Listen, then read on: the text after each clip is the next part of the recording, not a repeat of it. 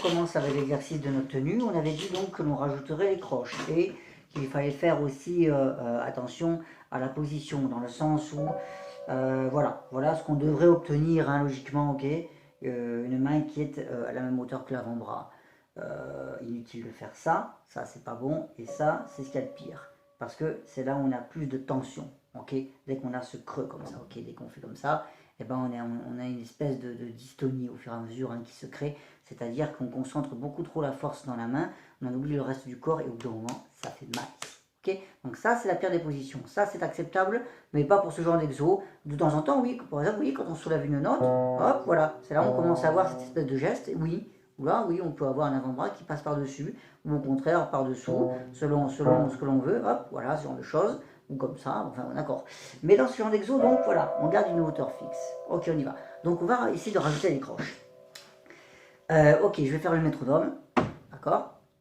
Là, il va vous falloir l'équivalence entre les noirs et les croches. Nous allons faire 4 noirs, 8 croches, une ronde. Vous pouvez le noter, comme ça au moins vous l'aurez dans la tête, hein, enfin devant les yeux je veux dire, sur Do et Ré, avec le 1 et le 2, d'accord. On va essayer de bien détailler tout ça, ok.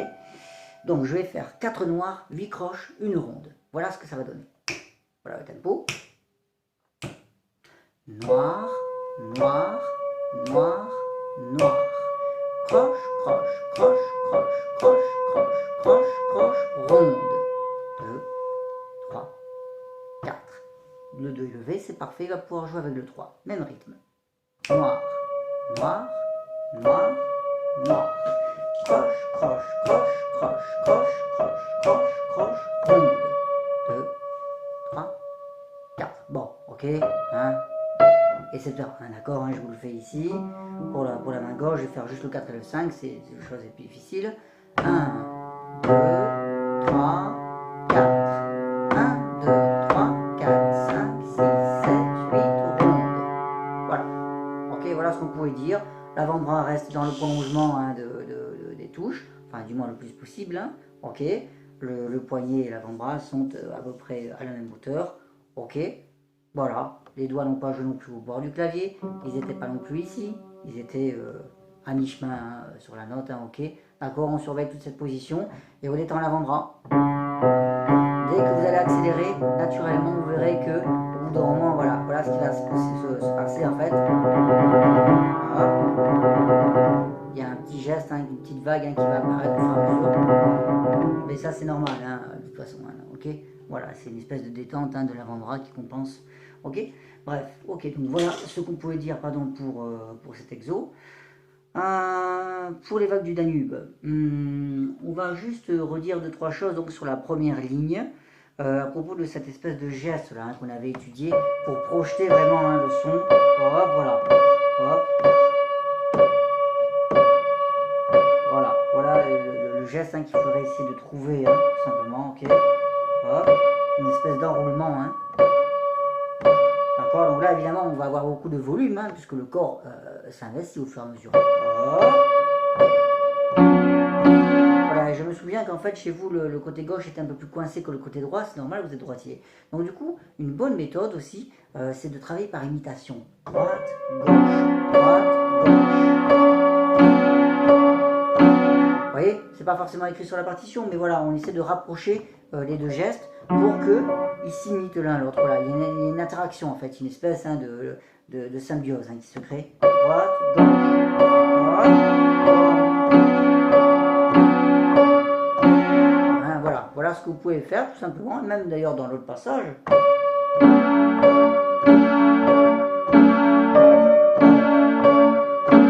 Voilà, et là vous allez vraiment obtenir un geste qui est symétrique, hein, qui est identique, hein, d'accord. Donc bref, on met la pédale.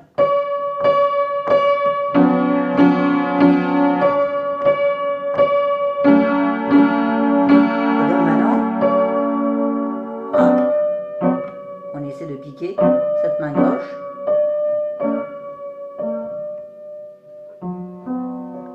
et donc on diminue beaucoup, hein, sur la fin, et là on rajoute de la pédale. Alors quand on a ces accords piqués à gauche, on ne met pas de pédale, hein, ok, d'accord. Et là du coup la sensation n'est plus la même, vous voyez. Au début c'est comme ça moi que je le pense dans ma tête, quand on avait ce geste, hein, ici, que le corps s'investissait, on vient de dire, où il y a beaucoup de volume, hein, n'est-ce pas? On le pense finalement vers le bas. Bon, certes, il y a le geste retour, c'est vrai. Mais disons que la partie la plus importante, elle est quand on va vers le bas. Pourquoi? Parce que le corps projette le poids, c'est logique. Donc, c'est quand le doigt touche le clavier que ça m'intéresse. Au moment où il y a la chute. Alors que cette fois, c'est tout le contraire. Ce qui m'intéresse, c'est quand ça va vers le haut. Et quand je vais vers le haut, automatiquement, j'allège le poids. C'est logique, hein, le poids normalement il va vers le bas.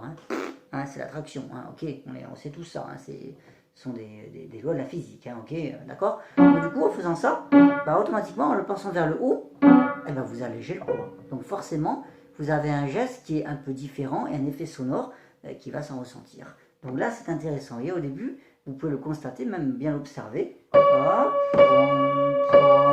vais le faire à vitesse normale.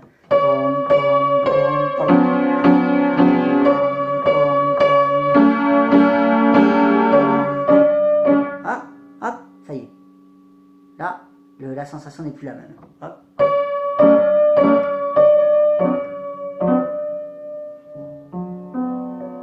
Et on calme le jeu pour finir. Très doux.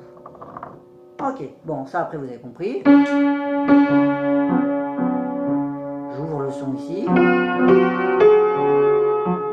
Je le ferme. Donc ce si bémol, c'est ce qu'on disait, attention de ne pas refaire un accent. Parce que sinon vous cassez l'ambiance que vous essayez de créer, c'est logique.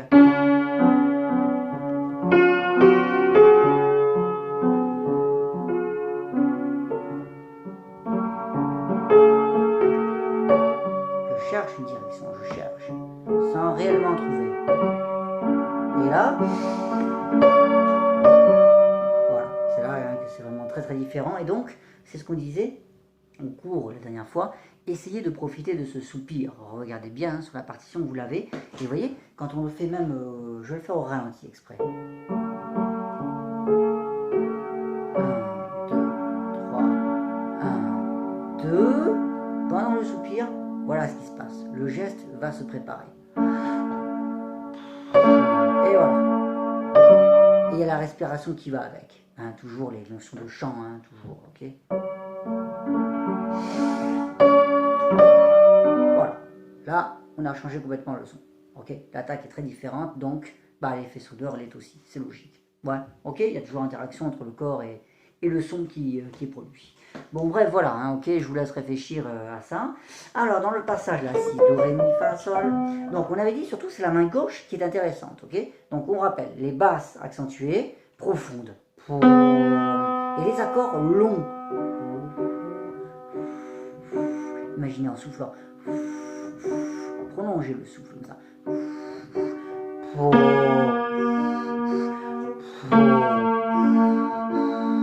Ok. Et pas comme ça. Sinon vous cassez l'ambiance justement.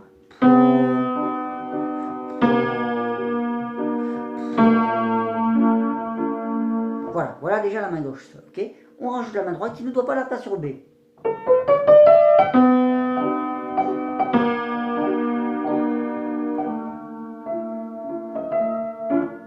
Juste à la fin, oui. Poum. Voilà, juste les deux derniers. C'est un peu fantaisiste, c'est sympa.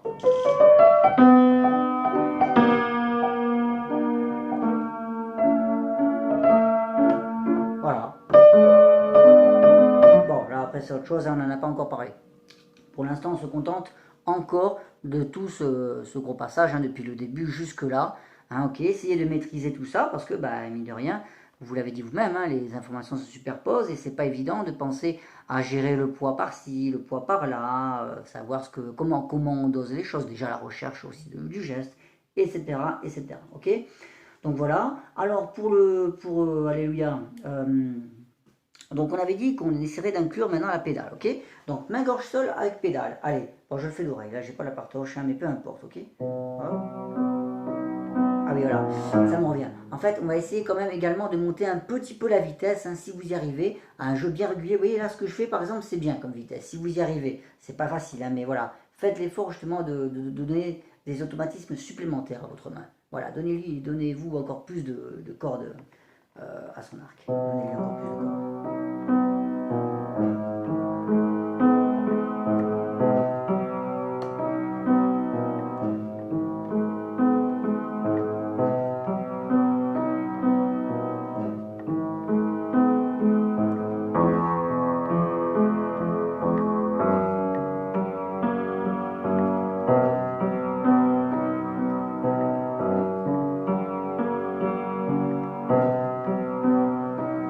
être à peu près ça, hein, d'accord, hein, j'ai pas la partition, mais peu importe, hein, au pied d'oreille, on a à peu près ces harmonies-là. Donc voilà, cette vitesse-là est très bien. Pam, pam, pam, pam, pam, pam, pam. Il y a un jeu très régulier, très fluide, ok, très souple, hein, d'accord. Donc après, vous pouvez très bien rajouter la main droite et justement inclure également votre pédale.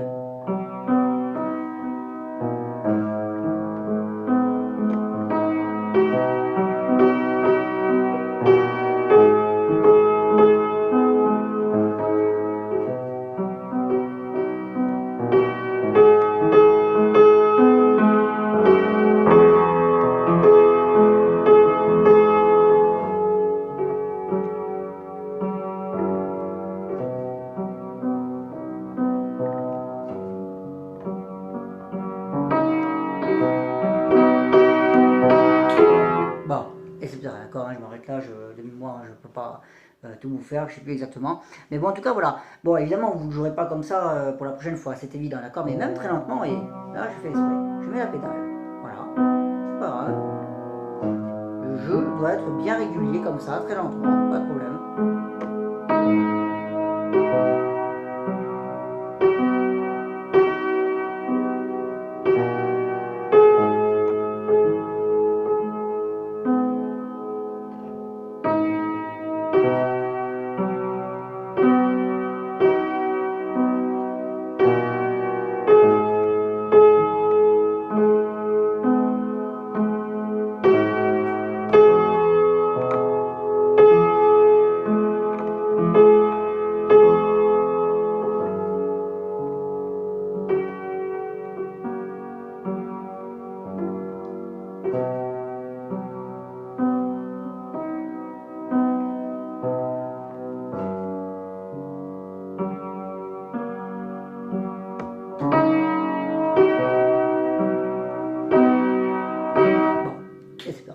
Voilà, voilà ce qu'on peut dire hein, pour l'instant, ok. Toujours chercher la régularité, parce que c'est ce qui crée le plus justement d'automatisme et de réflexe, hein, au niveau rythmique en tout cas. Voilà, donc inclure la pédale à la main gauche seule, et même avec les mains ensemble, même très lentement comme ça, comme je viens de le faire, et toujours essayer d'alterner le travail, à la fois main séparée, enfin main gauche seule avec pédale, mains ensemble, main gauche seule avec pédale, mains ensemble, ok. Pas que les mains ensemble, parce qu'au bout d'un moment, ben, on, mine de rien, sans le vouloir, on détériore l'indépendance on en perd, pardon, je veux dire, l'indépendance des mains, de chaque main. C'est normal, parce que le cerveau entre dans un nouveau système avec les mains ensemble. Donc il a tellement pris l'habitude de synchroniser, il crée des nouvelles connexions que du coup, bah, il a tendance à perdre un petit peu les anciennes. Ça, c'est tout à fait normal. Et justement, pour que ça fasse, toujours ce terme, une symbiose, il faut vraiment à la fois que les mains soient parfaitement indépendantes et que le cerveau ait l'habitude de les synchroniser. Il faut qu'il garde l'image de ces mains séparées, mais ensemble. On dit toujours, je vous laisse réfléchir là-dessus, les mains ensemble, ce sont les mains séparées ensemble. Ah oui, c'est con, mais c'est vrai. C'est un peu bête comme phrase, mais c'est bien résumé, je trouve. C'est-à-dire que dans votre tête, vous devez voir parfaitement les mains séparées, mais qui interagissent en fait. Voilà. Bref, allez, bon courage.